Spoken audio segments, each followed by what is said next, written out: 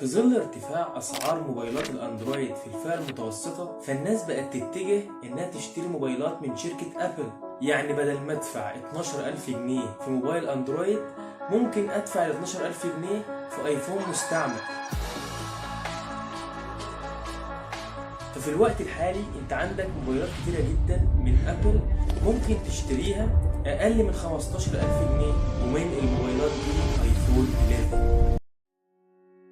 ايفون 11 ممكن تشتريه جديد هنا في مصر ب20000 جنيه، وممكن تشتريه مستعمل ب 12 او 11 او 13000 جنيه. هنشوف في الفيديو ده هل ايفون 11 اداؤه يستحمل انك تلعب عليه العاب تقيله، وهل بطاريه الموبايل فيها مشاكل كتيره جدا زي الناس ما بتقول. هنتكلم في الفيديو ده تقريبا عن كل حاجه تخص الموبايل. مبدئيا كده تصميم الموبايل هنا حلو، من رغم ان انا شايف حته التصميم دي اذواق، يعني ممكن التصميم يكون عاجبني وممكن ما يكونش عاجبك. تصميم باك الامامي مش احسن حاجه، الموبايل جاي بالنوتش القديمه اللي حجمها كبير دي، مع حواف نسبيا مش كبيره، حواف معقوله. بس على فكره عادي، انا ممكن اتاقلم عادي جدا مع الشكل ده اللي هو النوتش والحواف، عادي جدا ممكن اتاقلم معاها. في برضه حاجه انت لازم تعرفها، ان حجم الموبايل مش كبير، ودي ميزه وعيب في نفس الوقت. الميزه انك ممكن تستخدم الموبايل عادي بايد واحده، مش لازم تستخدم الموبايل بايديك الاتنين. والعيب ان الشاشه حجمها صغير.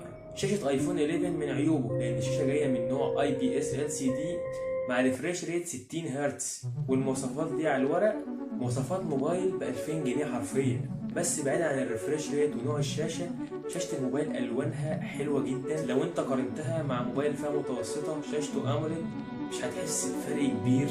بس في الاول وفي الاخر دي شاشه IPS LCD، الوانها مش بتكون احسن حاجه تحت اشعه الشمس، وزوايا الرؤيه بتاعتها برضو مش احسن حاجه، مش بتكون مظبوطه.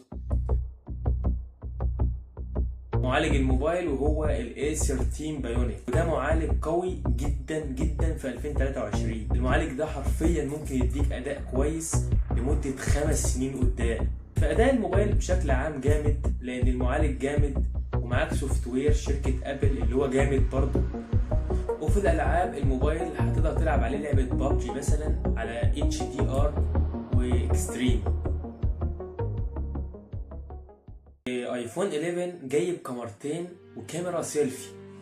الكاميرا الاساسيه هتطلع معاك صور الوانها حلوه، والصور بيكون فيها تفاصيل لو انت عملت زوم مثلا في الصوره، وظبط الالوان لو انت بتصور وراك شمس او حاجه هو هنا شغال، بس مش احسن حاجه. ممكن مثلا تلاقي الصوره ملسوعه في ظهرك عادي. البورتريه في الايفون 11 بصراحه يعني مش احسن حاجه. تقريبا كده انت ممكن تاخد صوره بورتريه بموبايل ب 4000 جنيه الصوره تطلع احسن من اللي طالعه من ايفون 11. يعني بصراحه هنا البورتريه اللي موجود في ايفون 11 وحش جدا. وفي برضه حاجه غريبه انا لاحظتها، انك ما تقدرش تتحكم فيه، هو براحته. ممكن يزود البلور في الصوره، وممكن يطلع لك الصوره ما فيهاش بلور خالص. كاميرا السيلفي هنا تحفه بصراحه، بتطلع صور حلوه قوي كالوان كتفاصيل في الصوره، بتطلع صوره تحفه بصراحه. بطاريه الموبايل هنا حلوه، هتكمل معاك اليوم مستريح، وبتشحن من 0 ل 100 في ساعه وربع. من الحاجات الحلوه في الموبايل ده ان الموبايل ده لو وقع منك في الميه وطلعته هتلاقيه شغال عادي، ما فيهوش اي حاجه لانه فيه حمايه ضد الميه. بس يا صاحبي دي كل حاجه تخص ايفون 11. لو انت حبيت تشتريه في 2023 عجبك الفيديو اعمل لي لايك وبس. سلام.